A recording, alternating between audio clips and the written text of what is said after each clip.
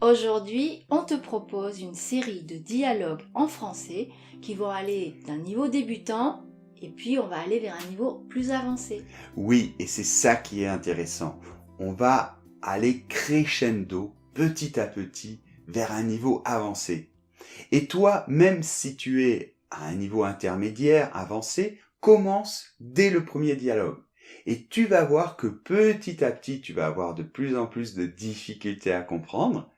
Et ce qui va être intéressant, c'est de voir à partir de quel moment tu n'arrives plus à comprendre et quelles sont les difficultés. Et tu peux nous le mettre dans les commentaires. Pour nous, c'est très intéressant. En tout cas, écoute quand même bien jusqu'à la fin avec la transcription si nécessaire. Et oui, et donc justement, dans cette vidéo qui est un peu spéciale, on va disparaître et on va laisser la place à la transcription qui sera en plein écran. Ce sera plus commode pour toi. N'oublie pas de t'abonner à la chaîne si ce n'est pas encore fait et on commence. C'est parti.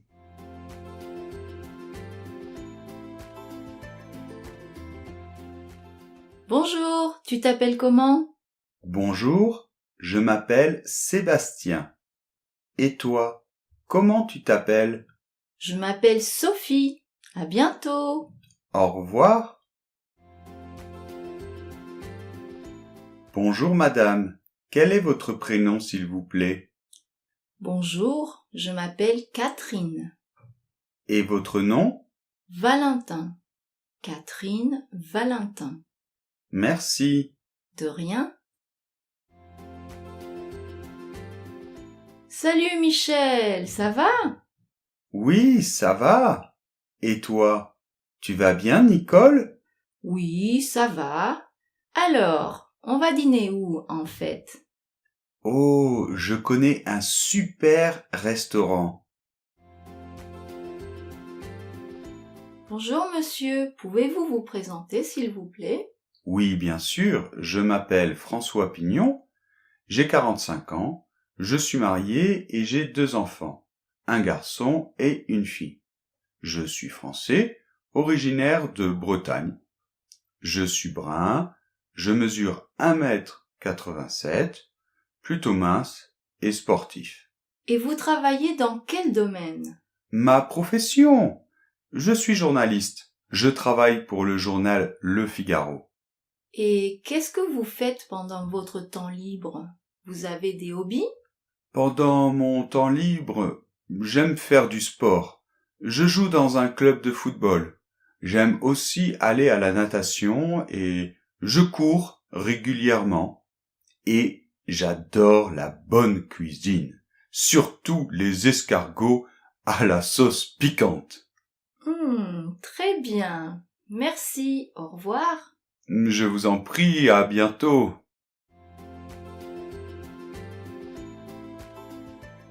Bonjour monsieur. Bonjour madame. Est-ce que vous pourriez décrire votre journée typique? Oui, bien sûr. Alors, en semaine, je travaille. Donc, je me lève à 7 heures ou 7 heures moins le quart. Hein. Enfin, je me réveille plutôt. Et je me lève à 7h15, on va dire. Donc, après, je prends mon petit déjeuner, un café avec des céréales aussi. Et puis, je fais ma toilette et je prends ma douche. Et je sors de la maison vers 8 heures, 8 heures moins le quart. Et là, donc, je pars au travail. Et vous allez au travail comment? À pied ou... Alors, ça dépend. S'il fait beau et si je suis en forme, je vais au travail à pied et j'arrive à 8h30. Ou si je suis un peu en retard, eh bien, je prends le métro. Donc, je travaille dans un magasin qui vend des vêtements. Et donc, c'est le matin, c'est assez calme et on en profite aussi pour un petit peu ranger, faire l'inventaire. On fait une petite pause vers 10h30 et après la pause déjeuner à 12h30 jusqu'à 1h30. Et pendant votre pause à 10h30, vous fermez le magasin? Non, parce que on est plusieurs, donc quand certains vont faire la pause, d'autres restent dans le magasin. D'accord. Et l'après-midi, vous faites quoi dans le magasin? Alors l'après-midi, il y a davantage de clients, donc en général, bon, je déjeune au restaurant et on ouvre à nouveau à 2 heures. On arrive à 2 heures et on finit le travail, on ferme le magasin à 7 heures du soir. D'accord. Et après, vous rentrez chez vous ou vous faites autre chose? Oui, tout à fait. Alors sur le chemin du retour, par moment, je fais des courses, hein, aussi. Et après, eh bien, ça dépend. Parce que moi, j'aime faire du sport, donc par moment, je vais faire un petit peu de sport ou je fais d'autres activités. Et après, je rentre chez moi vers 8h30. Je prépare le dîner et je dîne seul puisque je suis célibataire et je n'ai pas d'enfant. Très bien. Et après, vous allez au lit vers quelle heure? Oh ben après le dîner, je fais la vaisselle. Après, souvent, je regarde un petit peu, par exemple, des séries sur Netflix ou bien la télévision, ou je lis, je bouquine, et je vais au lit, vers 11h30. Très bien. Alors, merci beaucoup et au revoir. Au revoir.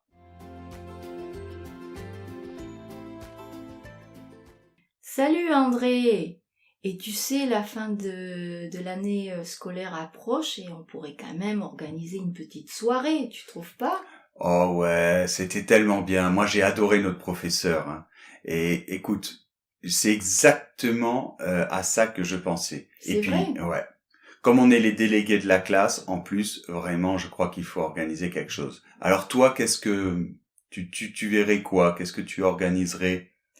Eh ben, moi, j'aimerais bien faire une soirée déguisée. Qu'est-ce que t'en penses? Une soirée déguisée. Oui, Mais dans un restaurant ou comment? oui, on peut réserver dans un restaurant, faire un dîner, tous déguisés, et ensuite aller dans une boîte de nuit. Ah, carrément. Ah ouais, mais ça, ce serait sympa. Ben déjà, je pense qu'il faut voir avec le restaurant et le thème du déguisement. Bah attends, comme c'était un cours de français, on pourrait tous se déguiser en français typique, par exemple.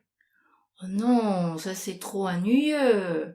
Moi, je mettrais plutôt une thématique, je sais pas, années 70, Moyen Âge. Ah, d'accord. Mais quand même un rapport avec la France, non? Non, ça c'est pas grave. D'accord. Bah, comme c'était un cours de français, je trouvais que c'était bien, mais bon. Oui, alors on pourrait faire la thématique de, je sais pas, des habits de la cour de Versailles en France ou Ah oui, on pourrait faire une thématique de l'histoire de France et on peut choisir une époque différente en fonction de ce qui nous plaît. oui, génial ça. D'accord. Bon, et le restaurant, tu as une idée dans quel restaurant on pourrait aller?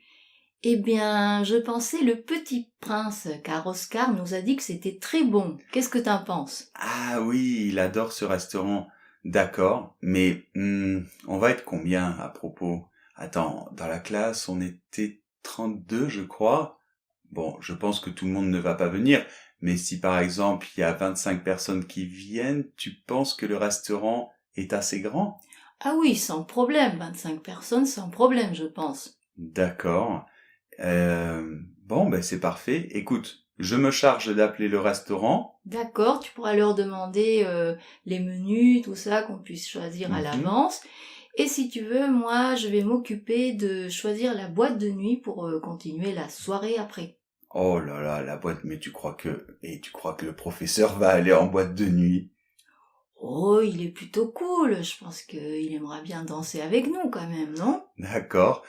Bon, écoute, ce qu'il faut faire, c'est de toute manière prévenir les autres élèves et le professeur le plus rapidement possible. Ouais, bonne idée. Comme ça, on saura combien de personnes viendront. D'accord. Et par rapport aux dates, tu verrais ça quand? Il faut au moins dans 10 jours, hein, pas avant.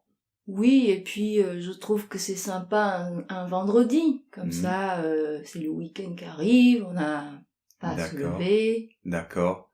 Alors, attends, regarde là le calendrier. Par exemple, Le vendredi 23 mai, ça pourrait être bien, non? Ah, mais le 23 mai, c'est l'anniversaire de mon père. Je pourrais pas, ça peut Mince. pas être un autre jour. Ah mais attends, samedi c'est bien aussi. Samedi 24 mai.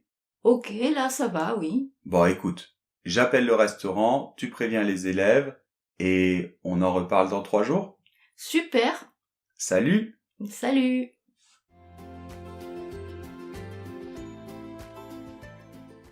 Et Thomas, je peux te poser une question? Oui, qu'est-ce qu'il y a, Caroline? Eh bien, ce serait quoi tes vacances de rêve? Ah, ça c'est une très bonne question. Ben, écoute, moi, comme tu sais, j'aime bien la nature.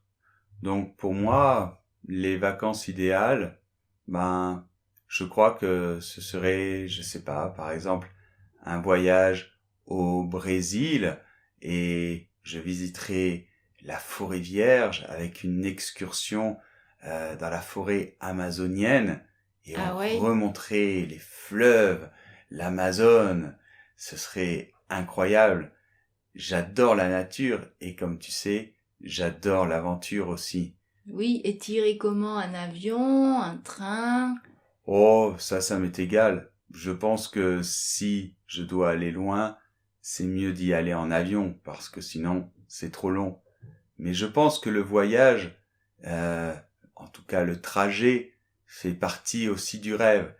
Donc si je pouvais y aller en autostop ou en train, en autobus, je pense que ce serait mieux.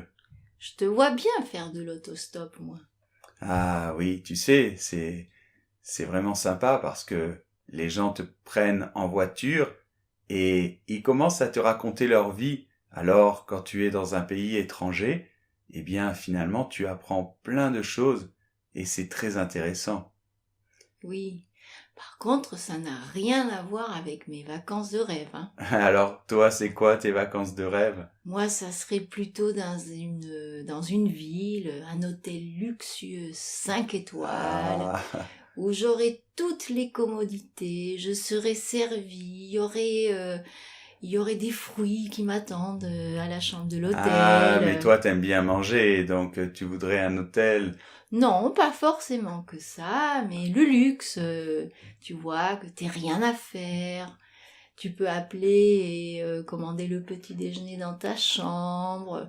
Et après, j'irai me balader dans la ville, faire les musées, les boutiques. Oui, mais alors, ce serait un hôtel qui serait dans quel pays?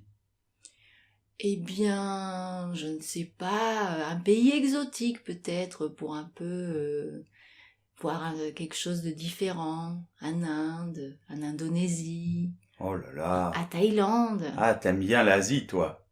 Oui, je crois que j'aime bien l'Asie.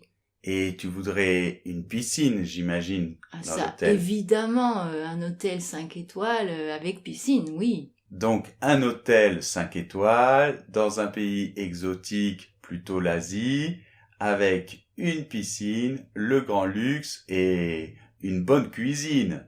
Oui, voilà. Ou alors un resort. T'as vu ces images de plages incroyables dans des resorts dans les sud-est asiatiques? Oui, oui, j'imagine. Et tu t'ennuierais pas si tu restais dans un hôtel comme ça très longtemps? Mais non, mais ce ne serait pas très long. Ce serait juste pour une semaine, 10 jours maximum. Ah, d'accord, je comprends. Bon, on est complètement différents. Moi, c'est l'aventure, et toi, c'est le grand luxe et le repos. Voilà. Excusez-moi, madame, vous pourriez me dire où se trouve le commissariat de police? Oui, bien sûr. Mais Nicolas, c'est toi? Hé, Natacha! Mais oui, ça me disait quelque chose, ce visage. Mais comment vas-tu? Mais c'est incroyable. Incroyable. Mais qu'est-ce que tu fais à Toulouse? Eh ben, j'habite ici maintenant. On a déménagé il y a à peu près 6 mois avec Ah. mon mari et mes 3 enfants. Oh, quoi? Tu es mariée et tu as 3 enfants. Et oui, maintenant j'ai 3 enfants, 2 filles et un garçon. Incroyable. Attends, mais la dernière fois qu'on s'est vu, je sais pas, on avait 16 ans, 17 ans, non? Et on était au lycée avec le prof de français, Monsieur Rabot. Oh oui, monsieur Rabot, quel souvenir. Ah là là, il était super ce prof, hein. Tu sais que je l'ai revu après. Bon, enfin, j'ai plein de choses à te raconter. Et oui, et dis-moi, et toi, tu es marié? Non, écoute, moi j'habite toujours à Paris, hein, et non, et j'ai pas trouvé l'amour, qu'est-ce que tu veux, et j'ai pas d'enfant, mais je suis amoureux, alors je sais pas, Ah, peut-être. il faudra que tu me parles de cette fille. Oui, Et mais toi, il faut que tu me présentes ton mari, tes enfants. mais bien sûr, tu pourras peut-être passer à la maison cet après-midi. Cet après-midi, je peux pas parce que là, je suis très occupé, mais en fait, qu'est-ce que tu fais à Toulouse? Pourquoi tu es parti à Toulouse? Eh bien, figure-toi que je suis avocate et on m'a proposé un poste avec des conditions tellement bonnes qu'on a tous déménagé ici. Ah bon? Oui. Et comment ça va? La vie à Toulouse, c'est moins stressant que à Paris, non, j'imagine? Oui, la vie est tranquille ici, les gens sont très sympas, les enfants sont ravis, se sont fait des nouveaux copains, et puis le climat est bien meilleur. Et alors, tu sais, c'est incroyable parce que justement, moi aussi, je suis venu à Toulouse parce que je vais peut-être changer de travail. Et on m'a proposé un entretien de travail. C'est Et, vrai? et oui, c'est pour ça que je suis là. Et tu vas travailler dans quoi? Eh ben, écoute, tu sais que moi, j'ai toujours aimé le sport. Et avant, j'étais professeur de sport. Mais là, j'aurais peut-être un job pour être coach sportif. Mais c'est génial! Ouais, c'est très à la mode, tu sais, maintenant le coaching et tout ça, et c'est une boîte qui a monté toute une structure autour du sport, du coaching sportif, et ça a l'air vraiment passionnant. Ouais, ça a l'air super. Et dis-moi, t'as ton entretien à quelle heure? Ben attends, tu sais quoi, j'ai mon entretien cet après-midi, mais on m'a volé mon portefeuille. Non. Mais oui, c'est pour ça que je voulais savoir où était le commissariat de police. Mais écoute, mais je vais t'accompagner au commissariat de police. Ouais, Et c'est après, si gentil. tu veux, tu peux venir déjeuner chez nous. Mais attends, tu travailles pas là aujourd'hui, ça Et va? non, justement, aujourd'hui, j'ai mon jour libre. Ah mais c'est génial. Alors ça te dérange pas, tu peux m'accompagner? Mais pas du tout, au contraire, ça me fait super plaisir. Bah écoute, alors je veux bien et on pourrait déjeuner ensemble et après j'irai à mon entretien de travail. Et oui, on pourra déjeuner ensemble. Bon, dommage, mon mari sera pas là, il est au travail, mais c'est pas grave, un autre jour, je te le présenterai. Oh bah oui, écoute, si ça se passe bien l'entretien de toute manière, je reviendrai à Toulouse. Ah, ce serait génial. Bon, on y va? On va au commissariat alors? Allez, on y va. Merci. Mais de rien, enfin, c'est normal. Oh là là, on a tellement de choses à se raconter. Bon, par où on commence? Et David, tu as vu un bon film dernièrement? Ah oui, j'ai vu un très bon film. Il est pas tout récent, c'est un film un petit peu ancien, mais vraiment, il est super sympa. Écoute, je vais te le raconter, d'accord? Ah oui. Ben voilà, c'est le film Le Prénom. Déjà, ça met en contexte. Alors, le prénom, c'est parce que tout tourne autour du prénom du bébé futur Mhm. que donc va avoir un des parents. Parce qu'en fait, voilà, c'est une histoire. Ils se réunissent, des amis se réunissent. Je crois qu'ils sont 6 dans un appartement. Ils font un dîner comme ça, hein, entre amis. Et en fait, tout se passe dans cet appartement. En fait, ça pourrait être une pièce de théâtre, tu vois. Et alors, à un moment, donc, il y a un des personnages qui va avoir un bébé bientôt. Et on lui demande, mais quel va être le prénom? Mhm. Et alors là, en fait, bon, si je le dis, c'est embêtant, mais c'est pas grave. Ben, en fait, il ment. Il fait une blague. Oui. Et il dit que le prénom qu'il va donner à son fils, c'est Adolphe. Non. Ouais, et Adolphe, ça fait penser à Adolf Hitler, etc.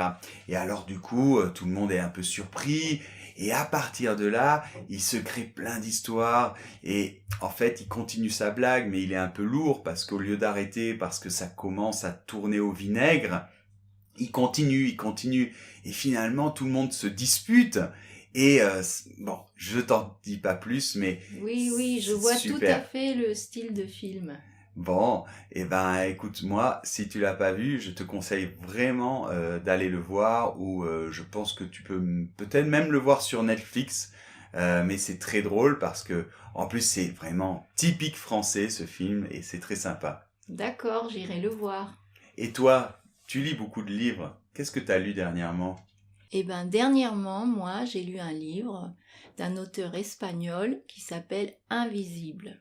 Et j'avais jamais vu un livre comme ça parce qu'en fait, le narrateur change. Un coup, c'est écrit à la troisième personne et un coup, c'est écrit à la première personne.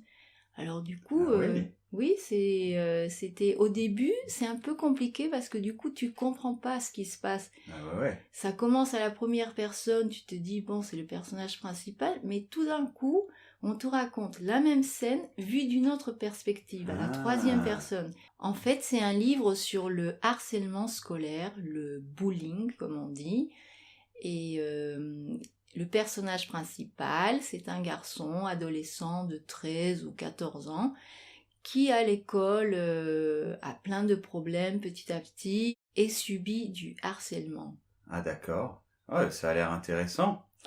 Oui, c'était pas mal écrit avec cette histoire du narrateur qui change. Et puis, ça parle beaucoup des sentiments de ce garçon. Ça s'appelle Invisible parce qu'en fait, pour justifier pourquoi personne l'aide, il se dit, j'ai des pouvoirs et je suis invisible. Personne me Ah, voit et c'est pour ça que personne vient m'aider. ah d'accord. Ouais, super intéressant. Bon, ben, je le lirai peut-être. Et toi, t'as qu'à regarder mon film. Ah oui, je crois que je vais le regarder, oui. Même ce soir peut-être.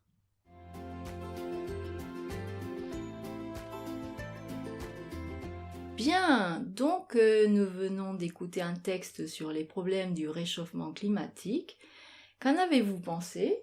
Oui, donc effectivement, le réchauffement climatique aujourd'hui est un problème tout à fait sérieux et même si il y a quelque temps des gens questionnaient encore le fait du réchauffement climatique, est-ce que la Terre était vraiment en train de se réchauffer ou pas et est-ce que cela était dû à l'homme ou pas? Je crois que tout d'abord, aujourd'hui, plus personne ne peut nier ce fait et la planète Terre est en train de se réchauffer, c'est indéniable. Donc, ce qu'il faut voir maintenant, c'est comment peut-on freiner ce réchauffement et même comment peut-on l'arrêter, si vraiment on peut l'arrêter. Donc, je pense qu'il y a plusieurs solutions, mais que de toute manière, les solutions viendront surtout d'une organisation globale, et donc il faut réorganiser la société.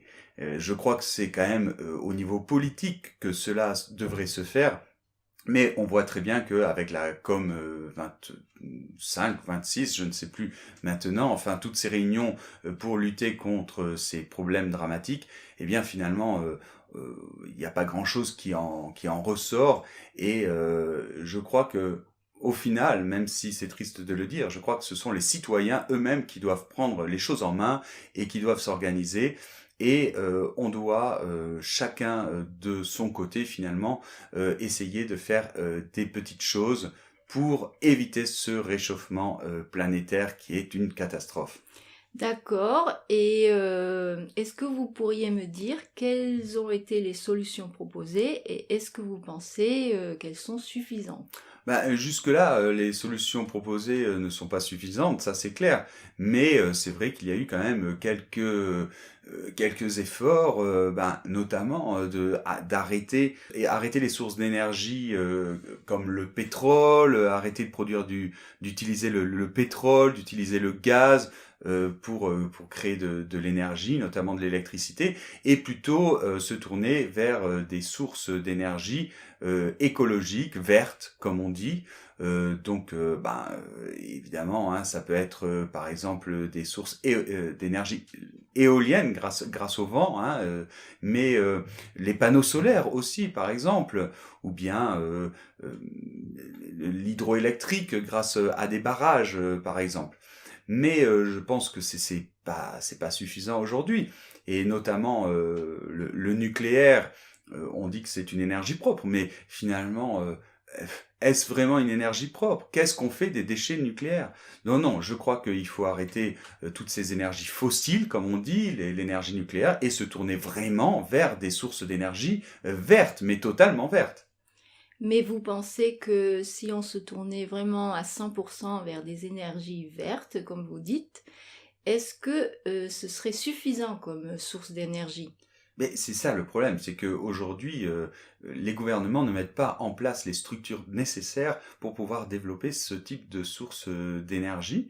Et c'est bien là le problème. Je pense que si vraiment les gouvernements voulaient et mettaient la bonne volonté, je pense que oui, je pense qu'on pourrait. Il y a en plus plein de sources d'énergie qui ne sont pas encore utilisées, comme par exemple l'énergie à l'intérieur de la Terre, donc récupérer la chaleur par exemple. Enfin, j'ai lu plein d'articles là-dessus qui étaient vraiment intéressants, et c'est très clair, aujourd'hui il n'y a pas les structures suffisantes, mais toujours est-il que si on laisse le droit des entreprises d'utiliser l'énergie fossile, eh bien on va droit dans un mur, ça c'est évident. On a donc parlé des problèmes du réchauffement climatique, mais en fait, on a plein d'autres problèmes écologiques, notamment le problème du plastique, par exemple. Quelle solution proposez-vous pour ce problème? Ben, moi, je pense qu'il faut prendre des décisions drastiques. J'interdirais tout simplement le plastique, sauf cas vraiment indispensable. Le plastique dans les océans, c'est une catastrophe. Bientôt, il y aura plus de plastique dans les océans en masse que de poissons. Donc, je ne sais pas si vous imaginez l'envergure du problème, mais par exemple, on n'en parle que très rarement, mais c'est aussi le problème des filets de pêche qui sont en plastique, et cela produit énormément de plastique dans les océans, et tout simplement, il faudrait les remplacer par d'autres matériaux, je pense. Voilà. Et on n'a pas parlé en plus des problèmes de la production de la viande qui pollue énormément. Ça, c'est encore un autre sujet. Je pense que vraiment, il faut que les citoyens deviennent responsables et manifestent leur mécontentement en face des politiques qui ne font rien. D'accord, merci beaucoup. Au revoir. Au revoir. Bonjour, et aujourd'hui dans notre débat politique, nous avons l'honneur de recevoir Madame Leclerc du parti La Droite En Marche et Monsieur Dutreuil du parti Ensemble On Peut, donc un parti plutôt socialiste. Donc je vous propose comme première partie de ce débat politique de parler de la situation économique et du chômage aujourd'hui en France. Donc, Monsieur Dutreuil, vous avez la parole selon le tirage au sort. C'est vous qui êtes sorti en premier. On vous écoute. Oui, eh bien, écoutez, tout d'abord, je tiens à dire que ça fait déjà 5 ans que le parti de Madame Leclerc est au pouvoir dans notre pays, et on voit très bien le résultat. Le chômage est au plus haut, le niveau économique est catastrophique, et puis l'insécurité, n'en parlons pas. Mais bon, on laissera le thème de l'insécurité pour plus tard. En tout cas, je le regrette. On voit que ce parti ne fonctionne pas. On voit que cette politique ne fonctionne pas. On a essayé ça pendant des années et des années, voire des décennies, et c'est toujours le même résultat. À la fin, on sait très bien que le parti de la droite, de En Marche, et on ne sait pas vers où on marche d'ailleurs, ça ne fonctionne pas. Donc il faut arrêter de nous faire croire que parce que les Français vont se serrer la ceinture, eh bien l'économie va reprendre. Ça ne fonctionne pas comme ça. Tous les grands économistes le disent aujourd'hui, et on recommence, et chaque année on recommence, et c'est toujours les plus démunis qui doivent payer l'addition, et ça c'est intolérable, ce n'est plus possible. Donc Madame Leclerc, qu'est-ce que vous répondez à Monsieur Dutreuil ? Oui, Monsieur Dutreuil, mais c'est facile de faire de la démagogie comme ça. Il faut s'en tenir aux chiffres. Selon les statistiques, le chômage n'a jamais été aussi bas. Mais c'est Regardez, faux, c'est faux, non, c'est pas du tout faux. Mais c'est faux. Tenons-nous aux faits. Regardez, Ensuite, l'économie, vous dites que ça a jamais marché aussi mal, mais c'est complètement faux. L'économie est montée de 3 points cette année, c'est-à-dire qu'on va très Écoutez, bien. une croissance de 3%, mais Monsieur me faites Dutreuil, je ne vous ai pas coupé la parole, que je sache, hein. Oui. Alors soyez poli, Oui, respectez le temps des autres. C'est ça, allez-y. Bon, je continue.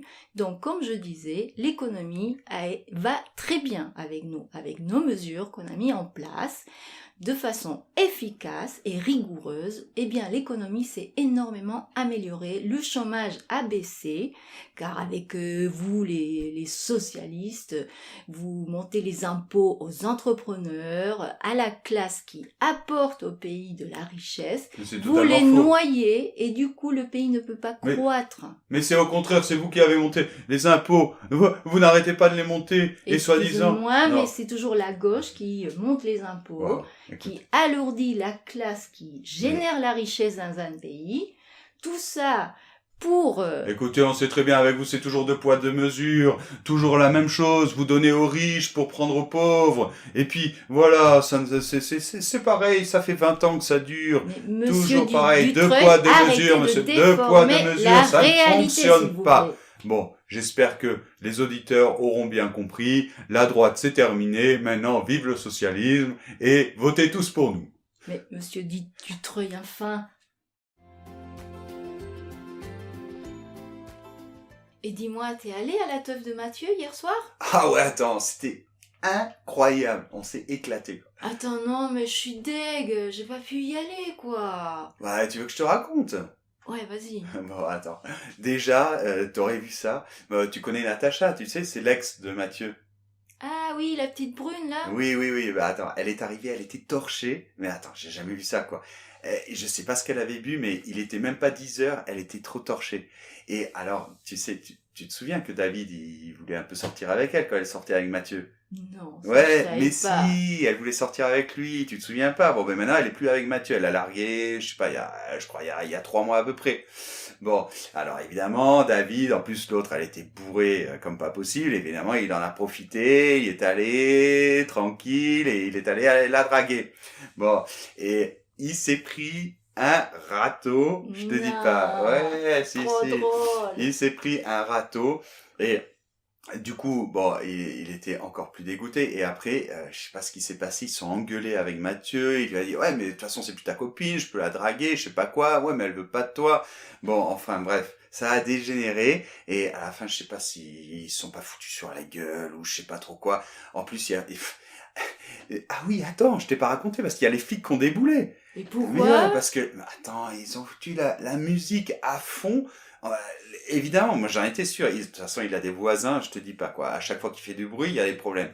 Il a mis la musique à donf et je sais pas. Je crois qu'il était minuit, même pas minuit. Il y a les keufs qui sont arrivés. Alors procès verbal, machin, truc. Du coup, on a dû arrêter. Et alors du coup après, qu'est-ce que vous avez fait? Vous êtes allé en boîte? Ouais, enfin, attends, on s'est donné rendez-vous en boîte. Tu connais Xavier? Oui. C'est lui qui a dit, ouais, je connais une super boîte, comme toujours, il connaît toujours les endroits les mieux et toujours. Les bons plans. Ouais, ben voilà. Ben en fait, il nous a posé un lapin. Quoi, grosso modo, il nous a donné rencard, juste à côté de la boîte. Il a dit, là, c'est nickel, on va se retrouver et tout ça. Et évidemment, il est pas venu. Il nous a posé un lapin. On a poireauté, je sais pas, pendant au moins une demi-heure, quoi. Pendant une demi-heure, et en fait, il est pas venu. Et du coup, on s'est dit, bon, ben, on va aller dans la boîte. On arrive, on va devant. Et tu sais quoi? Mais à ce moment-là, ah oui, parce que tu sais le pote de Xavier, attends, comment il s'appelle? Merde, je me souviens plus. Mathieu? Non, c'est pas Mathieu. Paul? Non, Bertrand. Bon, tu le connais, il change d'avis comme une de chemise. Bon, et lui aussi, il était super motivé pour aller en boîte. On arrive, on dit, bon, ben Xavier, il est pas là, c'est pas grave, on part. Et là, monsieur nous fait tout un caca nerveux parce que il avait changé d'avis, comme à chaque fois, il voulait plus aller en boîte. Donc on était là, on se demandait ce qu'on allait faire et tout ça, et en attendant, Sandrine, tu sais, c'est un vrai cœur d'artichaut. Oui. Et voilà, tu sais quoi? Elle est tombée amoureuse. Oui. De qui? Non, c'était même pas un ami. On était comme ça en train de marcher dans la rue pour aller vers la boîte, on savait pas trop ce qu'on allait faire. Elle a rencontré d'autres d'autres gens qui passaient par là. Je sais pas si elle les connaissait ou quoi. Ils ont commencé à parler, et voilà que, soi-disant, je sais pas, elle est amoureuse, et elle est partie avec eux. Ah Voilà. non, Et mais là, c'est de oui, Sandrine, elle nous a alors. plantés, et du coup, à la fin, on savait plus quoi faire. En fait, finalement, il était déjà 6 heures du matin, il y a les cafés qui commençaient à ouvrir, et du coup, on s'est pris un petit déj, et après, chacun est rentré chez lui, quoi. Cette soirée de ouf que j'ai ratée, je peux pas le croire. Ah ouais, non, mais c'était vraiment trop drôle. Mais de toute façon, je crois qu'il y a Marielle qui va faire une teuf dans pas longtemps. Je crois qu'elle a un nouvel appart et elle veut pendre la crémaillère. Ah non, celle-là, je la rate pas, Non, hein. non, celle-là, tu la rates pas.